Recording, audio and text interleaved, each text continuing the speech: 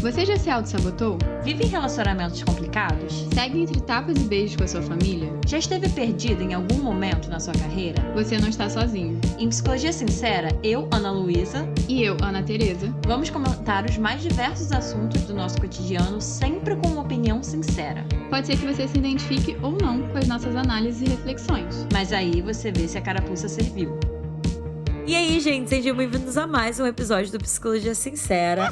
Antes de a gente falar do episódio, antes de a gente falar do quadro, a gente vai fazer um convite pra vocês. Se você que tá ouvindo esse episódio quer mais do Psicologia Sincera, se você quer receber um episódio extra do Psicologia Sincera por mês, além de ter acesso à nossa biblioteca exclusiva de conteúdos, a gente tá convidando vocês pra participar da nossa área de apoio, pra serem nossos apoiadores por meio da plataforma do Orelo. A gente vai colocar o link aqui embaixo na descrição pra vocês irem lá. É só clicar no link que vai ter ali, seja um apoiador. E como eu falei, vocês têm acesso a um episódio extra do Psicologia Sincera por mês, toda a nossa biblioteca de conteúdos exclusiva, além de prioridade na fila de histórias para esse quadro que a gente vai fazer aqui hoje, que é o nosso quadro mais ouvido, o que vocês mais gostam de ouvir, o que a gente mais gosta de gravar, que é o Analisando. Para quem tá caindo de paraquedas, o que acontece nesse quadro? A gente coleta, a gente recebe histórias dos nossos ouvintes através do nosso e-mail podcastpsicologiasincera@gmail.com. Essas histórias, elas entram numa fila.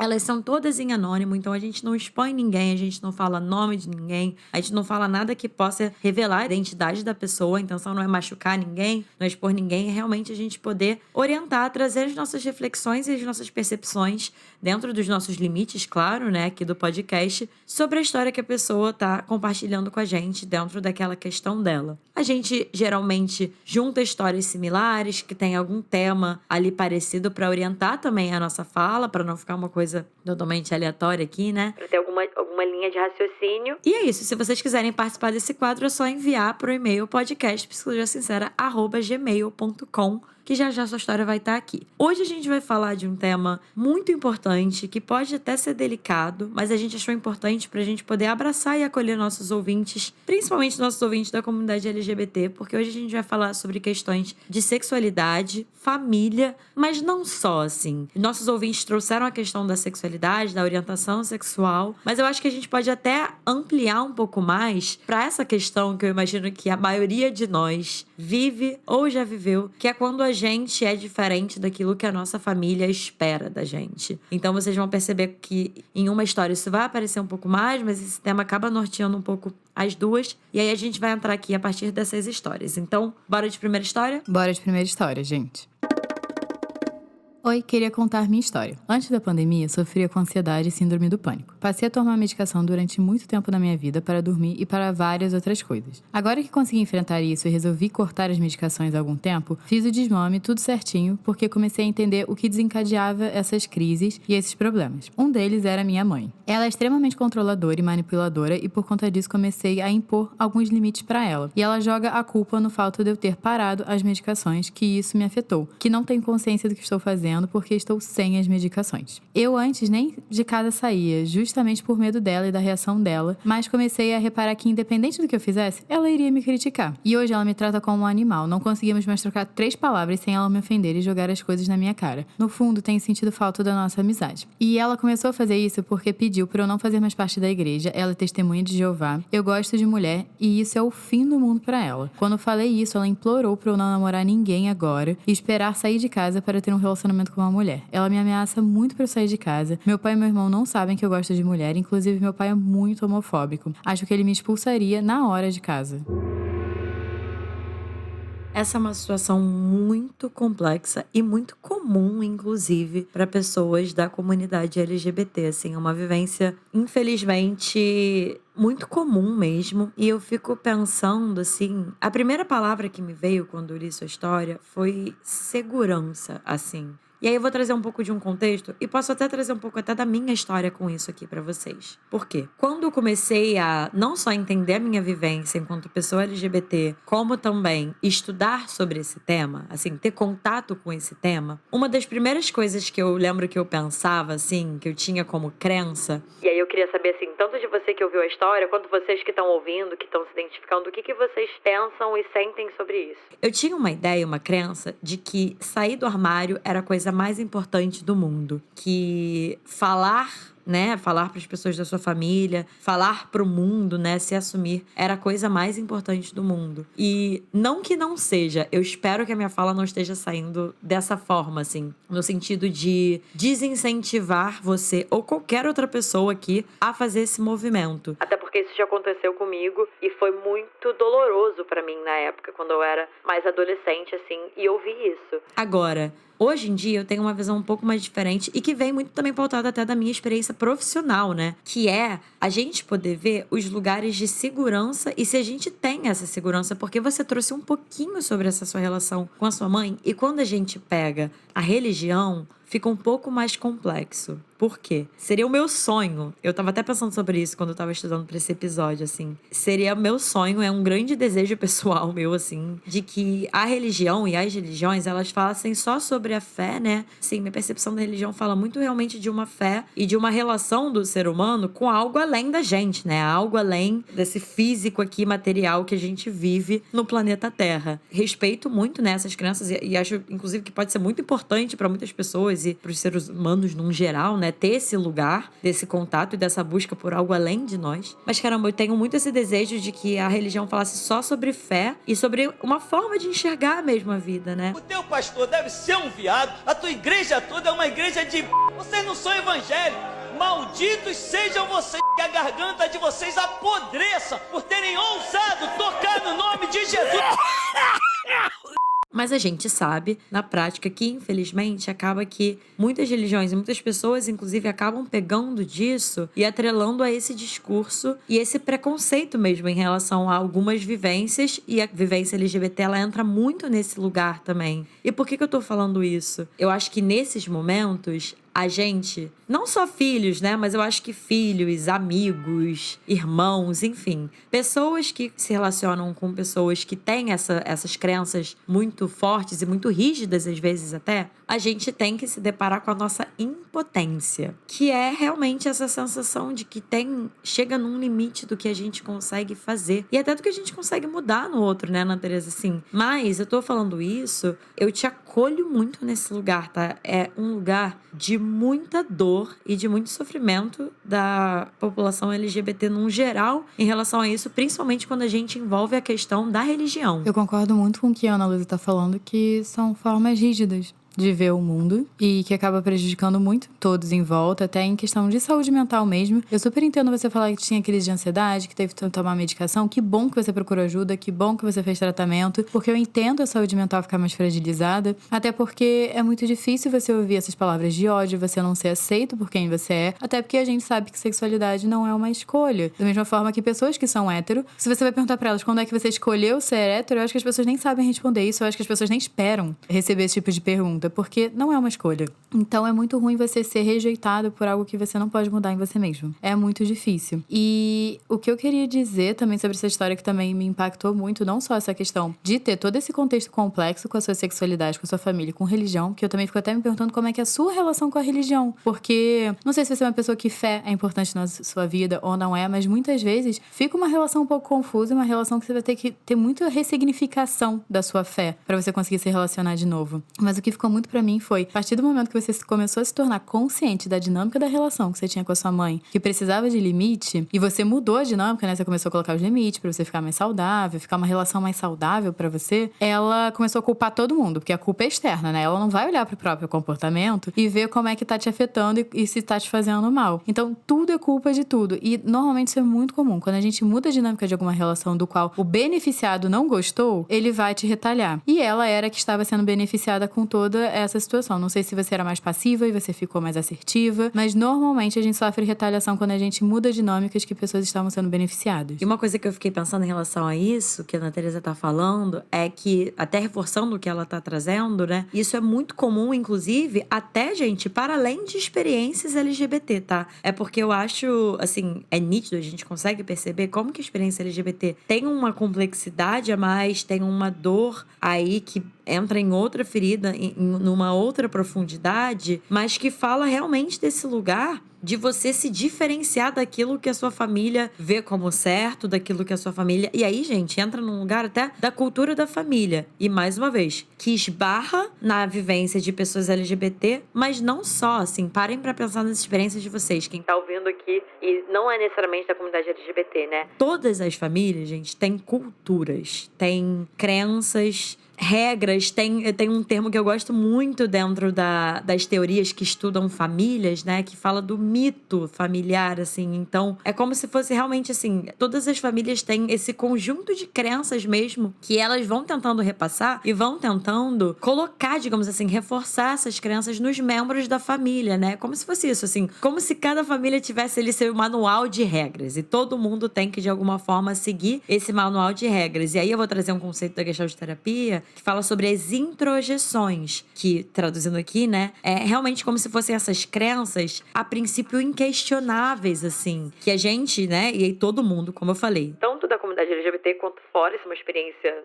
do ser humano e da vivência em famílias, a gente vai introjetando, como a gente chama, todas essas regras, todas essas crenças, até que muitas vezes, muitas pessoas chegam nesse ponto, muitas não. Mas quando um desses membros da família começa a questionar essas introjeções ou essas crenças, essas regras, esse manual, digamos assim, que é como você deveria ser, como que você deveria se portar, como que você deveria falar. Parem pra pensar, assim, vocês que estão ouvindo, e reviver um pouco e relembrar das famílias de vocês. O que foram essas coisas que vocês aprenderam que é certo e que é errado sobre ser no mundo, sobre como que você deveria ser? E como a Ana Teresa estava falando, né? Quando uma pessoa começa a desafiar isso, que a gente chama do processo de diferenciação da família, é quando começa esse lugar de retaliação, né? Porque aí você tá meio que realmente transgredindo, digamos assim. Você tá saindo da regra. E essa regra, de alguma forma, inconscientemente, para todos os membros da família, é aquilo que mantém a família funcionando. Tem muitas famílias que mantêm essas regras porque querem manter uma certa imagem perante a sociedade ou perante, enfim, as outras famílias. Então, vocês percebem como o buraco é muito mais embaixo? E aí eu volto a dizer assim, na experiência LGBT é um pouco mais complexo, justamente pelo que a Ana Teresa falou, porque fala de uma vivência que não é uma escolha da pessoa. Assim, nem se fosse uma escolha, qualquer outra coisa que fala de algo que é uma escolha, por exemplo, a escolha de uma pessoa de se vestir de determinada maneira, ou de agir de determinada maneira, ou de defender tais ideais. Assim, uma das coisas que mais adoecem é a falta de espaço dos indivíduos, e aí dentro de uma família, mas também na sociedade, de poderem se desenvolver enquanto indivíduo mesmo,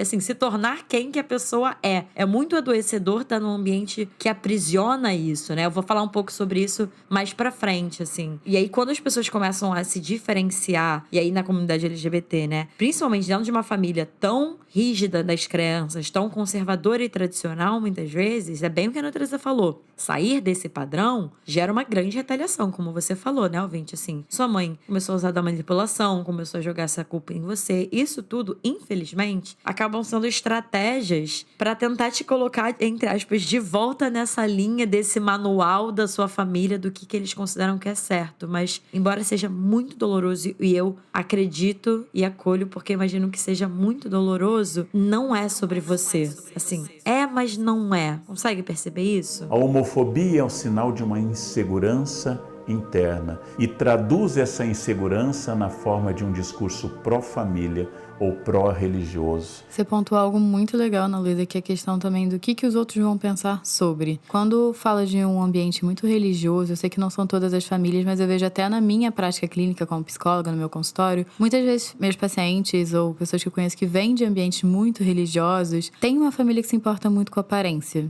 Como eu disse, não é via de regra, mas tem famílias que ficam muito o que os outros vão pensar, o que o pessoal da igreja vai pensar. E eu fico pensando o quanto isso é limitante para você, também limitante para sua família, para de fato te conhecer, porque você fica vivendo e moldando sua vida para o que os outros acham, né, que você deveria estar fazendo. E você também falou que o seu pai e seu irmão não sabem sobre a sua sexualidade. Eu fico pensando o quanto sua família te conhece também, e o quanto isso também não gera um sentimento de desamparo e de isolamento, porque você não pode ser você. E vou além, né, no caso, fico até pensando no desenvolvimento da sua personalidade, porque de acordo com você vai crescendo, você vai descobrindo o que você gosta para além da sua família, quem é você, o que você faz por você, mas a partir do momento que você tá tendo o tempo inteiro que se encobrir, fingir que você é uma coisa, que você não é, que você é uma pessoa que você não é, até que ponto isso também acaba ficando um pouco no caminho, até retardando alguns autoconhecimentos e alguns desenvolvimentos seus, porque você tá tendo que estar ali se encaixando e tudo mais pra estar sempre conseguindo a validação dos outros. Eu entendo que seu caso é complicado, porque você mora com seus pais, eu tô entendendo que não é simples,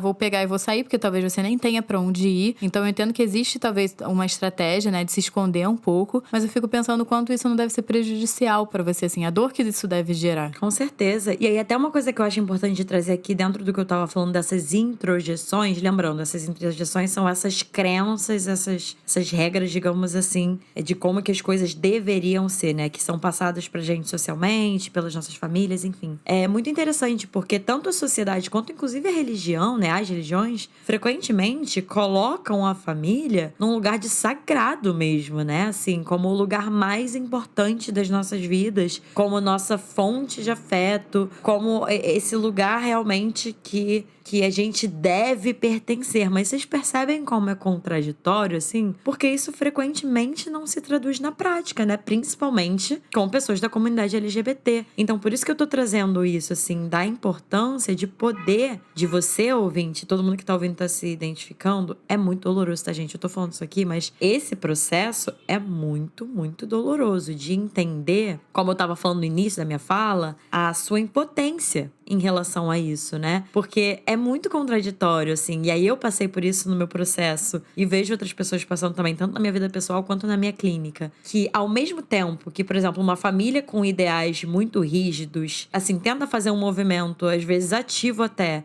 de não deixar que um filho e um filho LGBT seja quem ele é. Assim, então querem mudar essa pessoa e é muito doloroso, assim. Um dos motivos das feridas, né, das pessoas LGBT serem tão grandes é porque é isso, tá vindo de um lugar, teoricamente, ou não, às vezes realmente, de muito amor, é muito, assim, inclusive é muito comum a gente ouvir esse discurso dos pais, né, mas eu não quero que meu filho sofra preconceito da sociedade. Tudo bem, assim, isso é uma coisa que não tem muito como controlar, né, o que a sociedade vai reagir em relação à sexualidade dos filhos, mas eu diria que a maior dor é quando esse preconceito vem de dentro de casa, né? E aí, assim, não só tem a dor dos pais tentando muitas vezes mudar os filhos, mas tem uma dor também, que aí bate na nossa impotência, da gente querer mudar os nossos pais. E não que esteja errado, tá? Assim, você querer que seus pais sejam menos preconceituosos e mais abertos, não é que tá errado, mas às vezes é um desejo que não vai se concretizar. Então, assim, tem aí também um processo, às vezes, de aceitação da sua impotência perante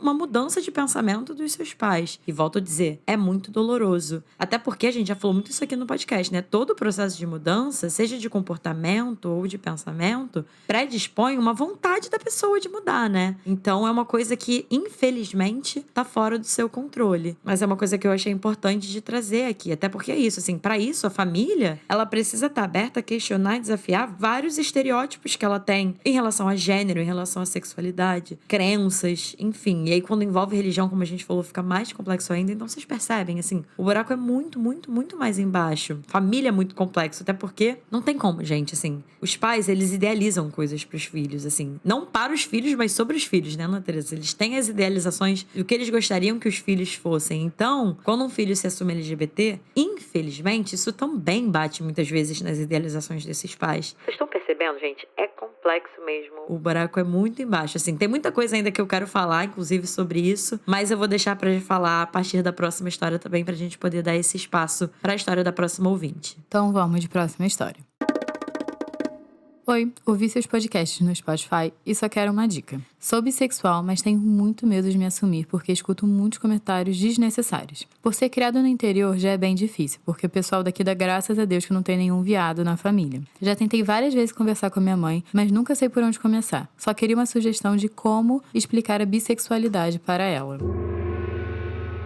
Olha, antes da gente começar, uma sugestão que eu queria fazer pra fazer uma dobradinha com esse episódio, uma propaganda própria aqui pro nosso podcast é: ouça um episódio Como Sair do Armário para a Minha Família com o Pedro Cunha, que a gente convidou ele pra falar sobre sexualidade. Ele falou um pouco do processo dele também, então eu acho que além desse episódio que você tá ouvindo aqui, se você tiver mais interesse em aprofundar no tema, vai lá que é um episódio só pra isso e é um episódio que vale super a pena. E a gente também tem outro episódio, inclusive, só sobre bissexualidade, né? Se eu não me engano, eu acho que é Me Descobrir Bissexual, e aí o nome do episódio é E Se Eu Me Descobrir Bissexual? Esse daí é das antigas, esse daí é pra quem quiser ser fã raiz. E aí, falando sobre isso, né, eu acho que me veio mais uma vez essa ideia da impotência, no sentido de que eu não sei se tem algo que a gente possa falar aqui pra você que vai... Não sei não. Não tem algo que a gente possa falar aqui pra você que vá garantir que a sua mãe vai entender o que é bissexualidade. Talvez seja algo muito novo pra ela. Não sei, né? Não sei o contexto. Você falou muito pouco do contexto da sua história, até da sua mãe, mas o pouco que você trouxe de você ter sido criado no interior, que o pessoal dá graças a Deus que não tem nenhum viado na família. Eu imagino que, como a pessoa da primeira história, também não tenha muita abertura e uma mente muito aberta em relação à sexualidade e orientação sexual fora da norma, né? Que sabemos que é a hétero. A forma como eu gosto de explicar é simples. Eu não sei se as pessoas entendem, mas é como eu gosto de explicar, que é basicamente quando eu falo com alguma pessoa que é heterossexual, eu falo: então, sabe isso que você sente pelas pessoas que você se sente atraído? Seja atração física, seja atração sexual, atração romântica, que é uma coisa que você não controla, é uma coisa que você não escolheu, é uma coisa que você, eu imagino que em nenhum momento da sua vida ligou ou desligou o interruptor. Então, sabe isso que você sente pelo gênero oposto? Eu sinto pelo mesmo gênero também.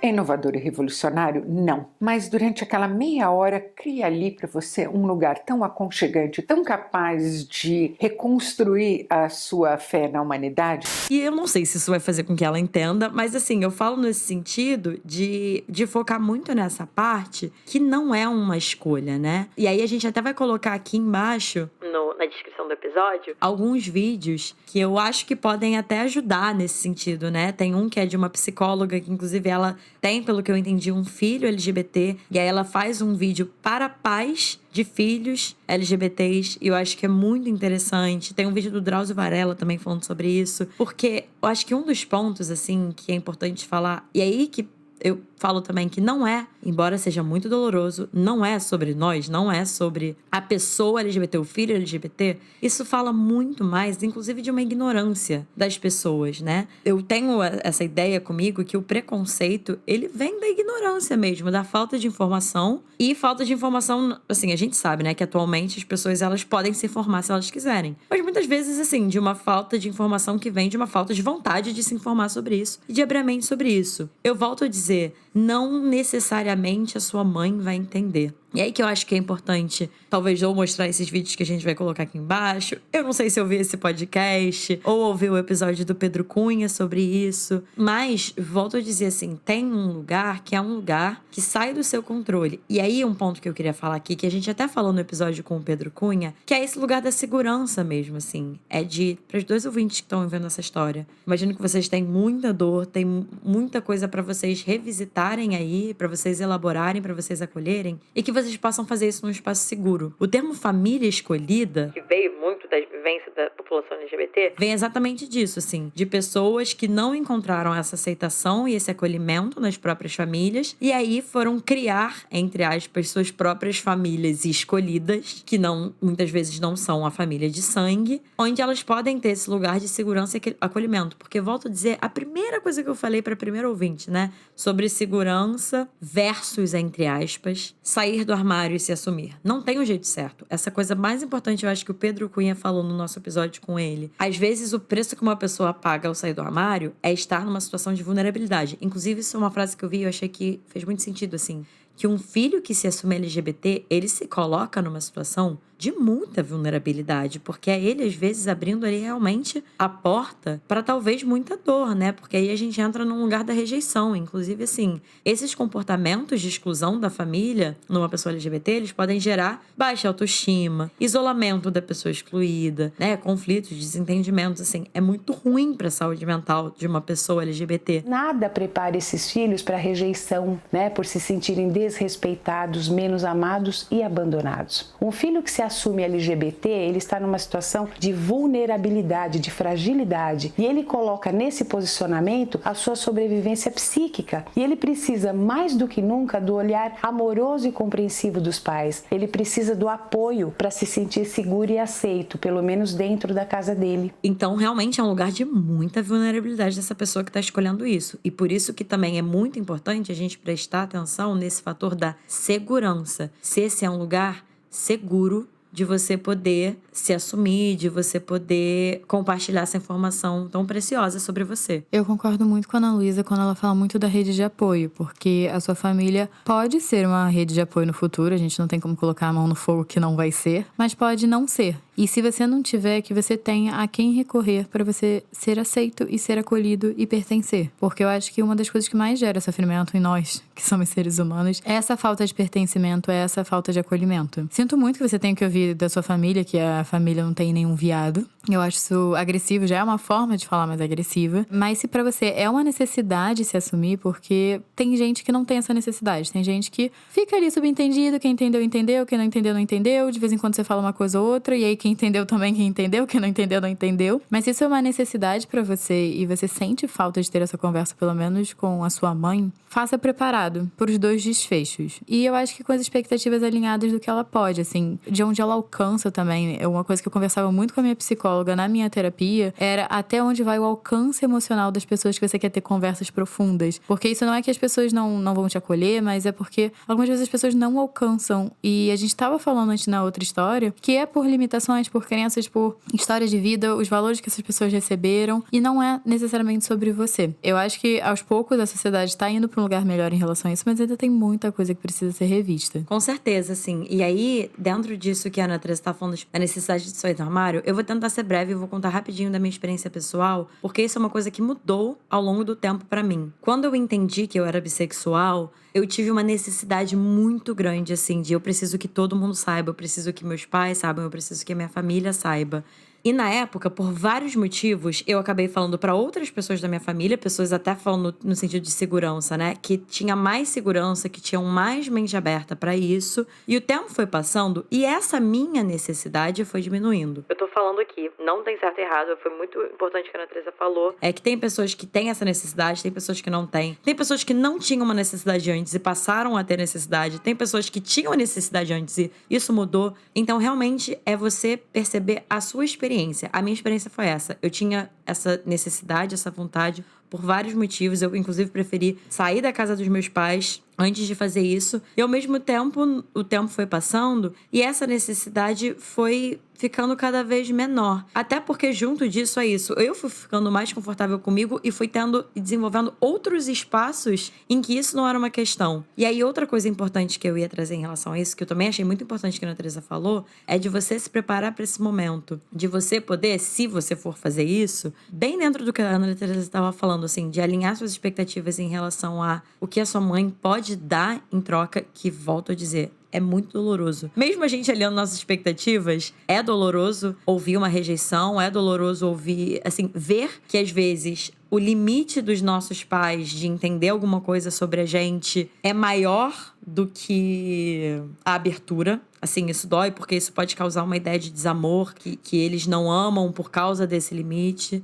mas não necessariamente, mas acolho a dor que existe. Mas é isso, de você poder se preparar para esse momento, de você, por exemplo, se for para ter essa conversa, você já ter sua rede de apoio acionada, caso você precise dela depois. Literalmente como se fosse um SOS mesmo, assim, de você colocar várias almofadinhas. E aí, antes da gente fechar, eu quero falar uma última coisa. Para quem tá ouvindo e tem uma pessoa LGBT na sua família, seja filho, seja irmão, seja primo ou amigo, enfim, que é da gravidade dessa rejeição. A rejeição e a reprovação, a exclusão e muitas vezes, inclusive, a punição das famílias em relação a uma característica de um membro da família que desafia essa norma cultural tradicional da família, além de ferir o membro, de causar muita dor, limita a expressão pessoal e o crescimento dessa pessoa, assim. Eu tenho um exemplo pessoal, assim, e até de clientes meus LGBTs que vieram de famílias tradicionais e que têm uma forma, gente, de autovigilância permanente em cada movimento, assim. A pessoa não consegue ser espontânea, não consegue falar aquilo que vem à mente. Ela tá o tempo todo meio travada, assim, como se fosse meio que um robô numa autovigilância constante, porque a cada movimento que ela aprendeu essa autovigilância para não parecer, né? Para não demonstrar, talvez,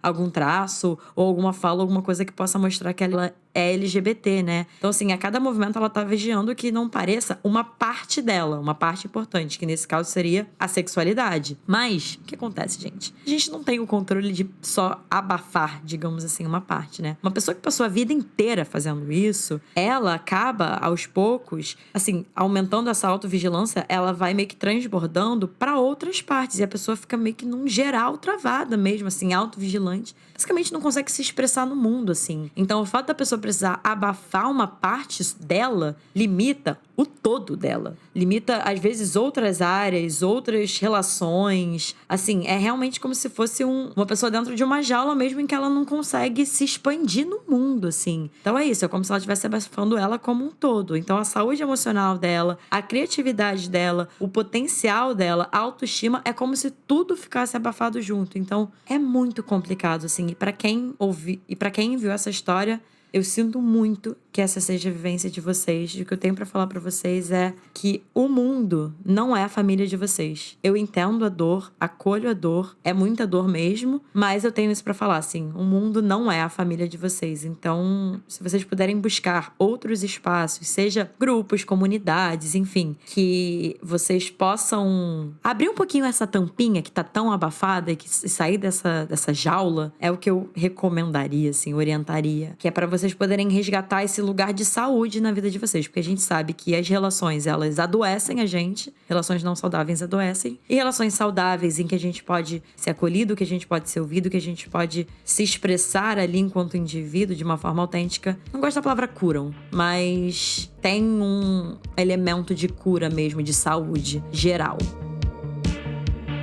E pessoal, esse foi o episódio de hoje. Se vocês gostaram, compartilhem nas redes sociais, marca a gente no @podcast Psicologia Sincera. Manda pro seu amigo, pra sua amiga. Se vocês acham que esse conteúdo tem que ser compartilhado, se as pessoas têm que ouvir isso daqui, tudo que a gente tá falando. Aproveita e também deixa 5 estrelas, assim, pro nosso podcast, classifica, porque isso ajuda a divulgar e pra esse episódio chegar em mais gente no futuro. Se vocês também quiserem participar da nossa comunidade, deixa o seu comentário, o que você achou, o que você gostaria de adicionar a tudo isso que a gente tá falando. E vocês podem me encontrar no @Ana Tereza Cavalcante nas redes sociais. E Ana Luísa, @psicóloga Ana Luísa Braz. Vocês já sabem que essas informações vão estar aqui embaixo na descrição do episódio, junto com o Instagram do nosso editor Rodrigo Moreno e do nosso designer Fernando Picamilho. A gente também vai deixar aqui embaixo o link do Orelo, da nossa área de apoio. Se vocês quiserem um episódio extra do Psicologia Sincera por mês, não esqueçam de compartilhar esse episódio, de marcar a gente adora quando vocês mostram que vocês estão ouvindo a gente, quando vocês marcam a gente lá no Instagram. E é isso, gente. Um beijo e até o próximo episódio.